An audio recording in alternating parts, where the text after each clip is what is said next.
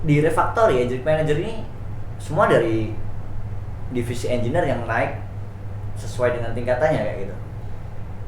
Ya, mostly dari engineer ya, engineer, software engineer gitu untuk naik jadi engineer manager. Cuma tidak menutup kemungkinan tidak melalui path yang seharusnya. Misal dari junior, mid, senior langsung AM kayak gitu. Nah, dari mid langsung ke manager itu bisa jadi tergantung dengan kualifikasi sama apa namanya ke perusahaan kayak gitu. Kontribusi.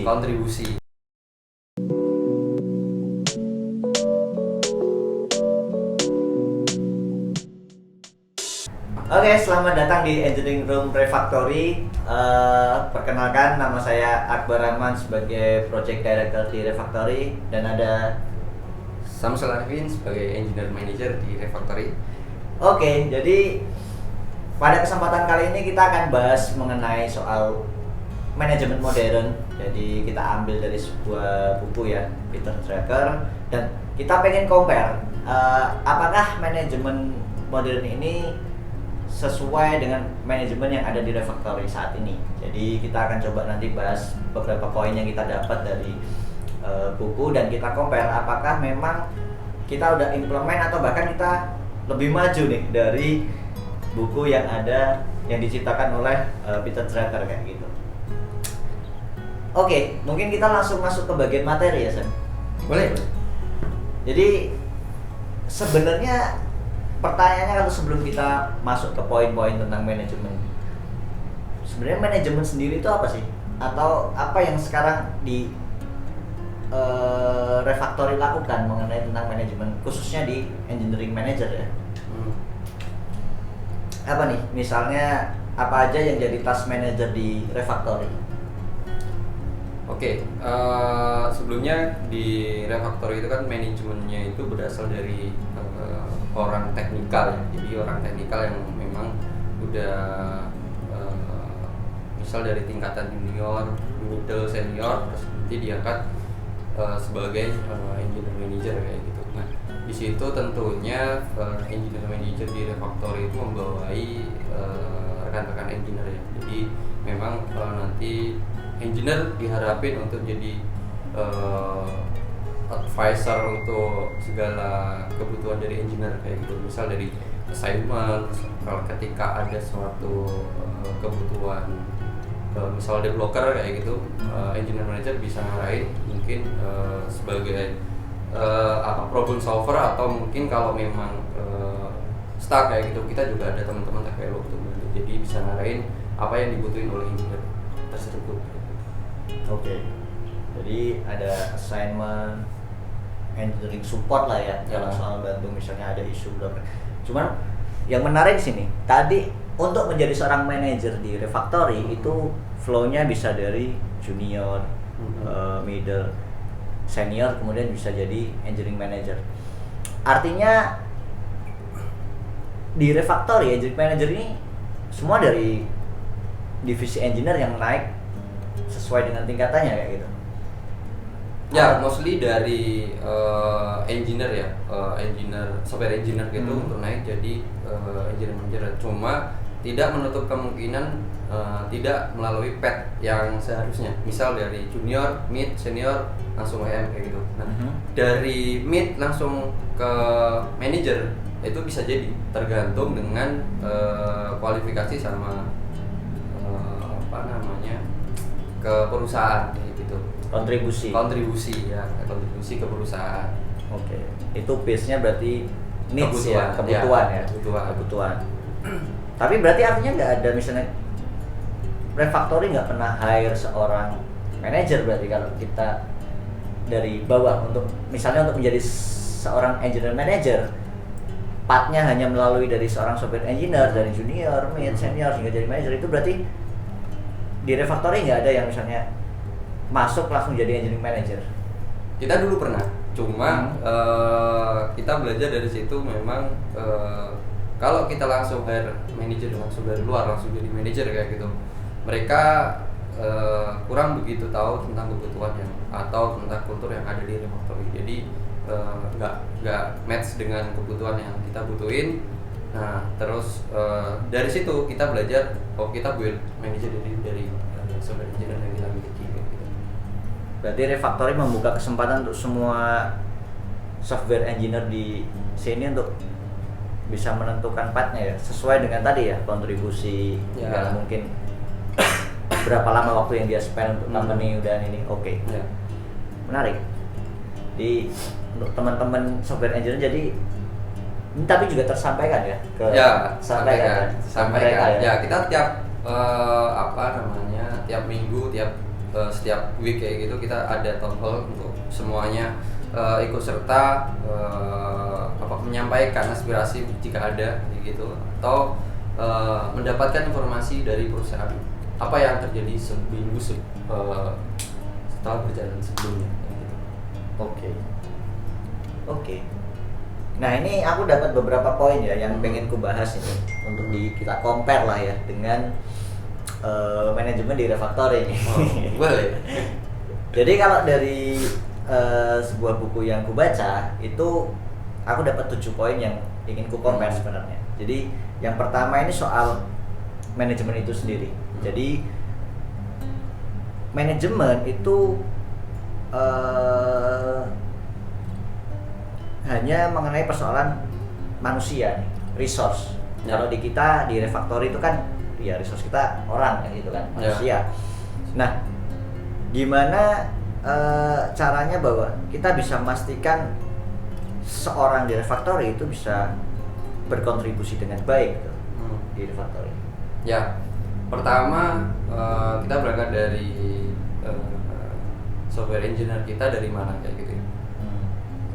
Di kita nggak hire software engineer yang udah jadi kita build kayak gitu dari teman-teman yang daftar melalui intensive hiring.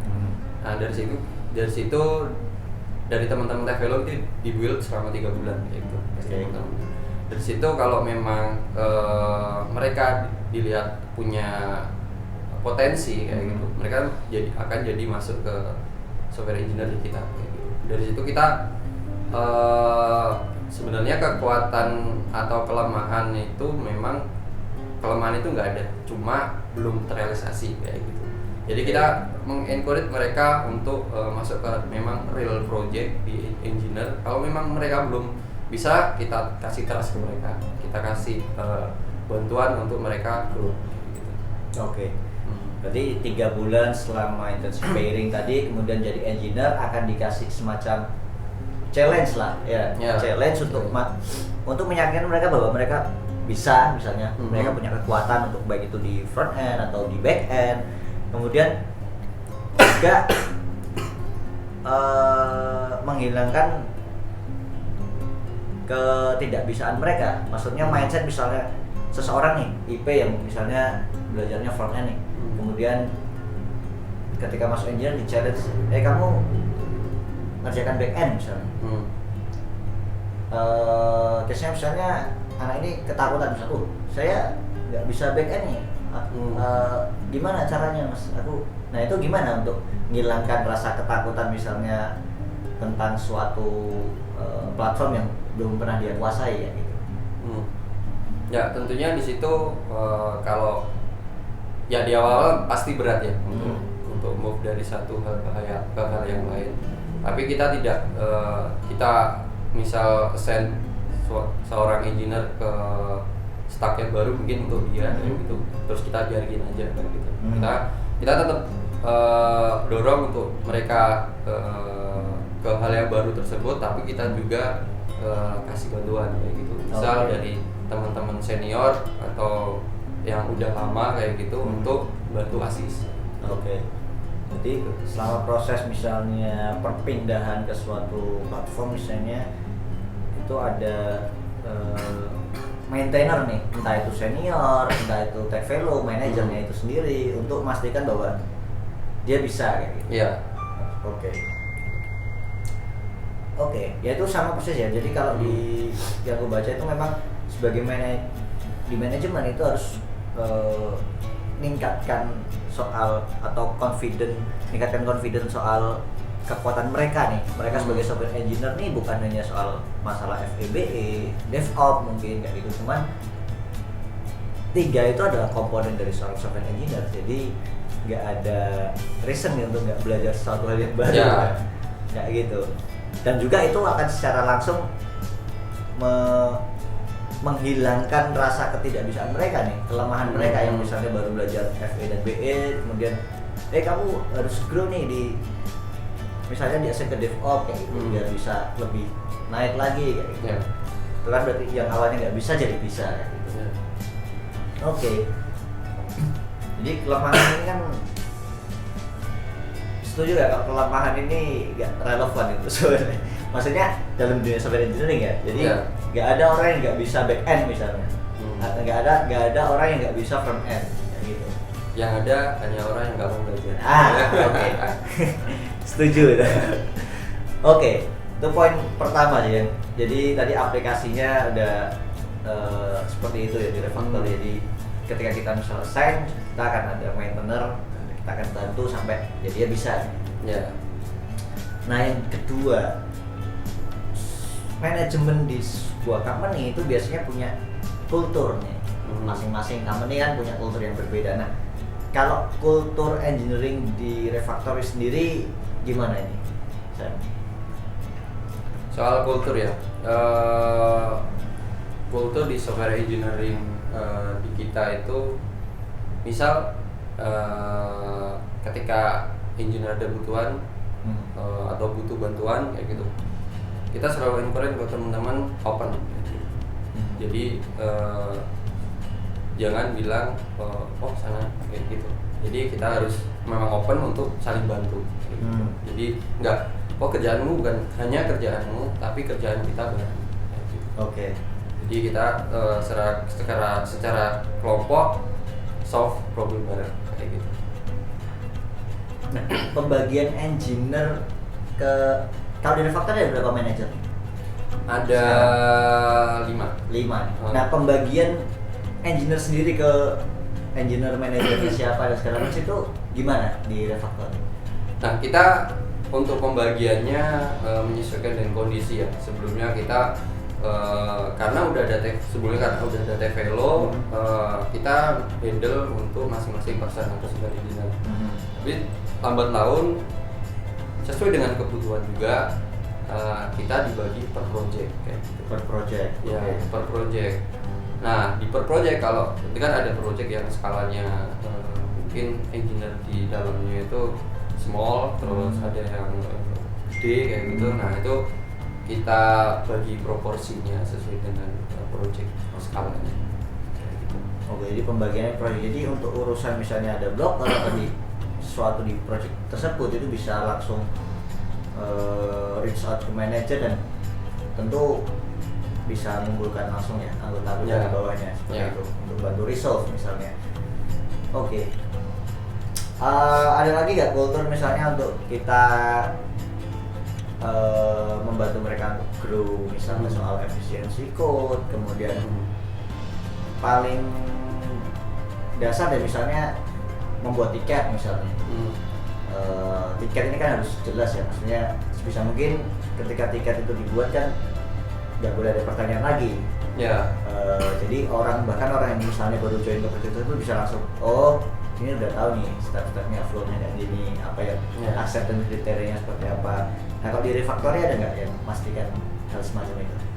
Ya, untuk tiket dulu ya. Tiket kita udah ada ini prinsipal. Jadi prinsipalnya untuk mastiin ritme kerja kita seperti apa di project kayak gitu. Jadi untuk standar pembuatan tiket kayak gitu, kita juga ada PM ya untuk misal dari klien translate dari sebuah kebutuhan. Cuma di situ kan sebagian besar akan membuat kayak subtas, semacam subtas untuk bagian-bagian tiket yang besar kayak gitu. Nah, di situ ada standarnya kita buat. Misal dari deskripsi, terus DOD-nya seperti apa, terus scope-nya ini sampai mana kayak gitu. Nah, di situ kita buat standar kayak gitu.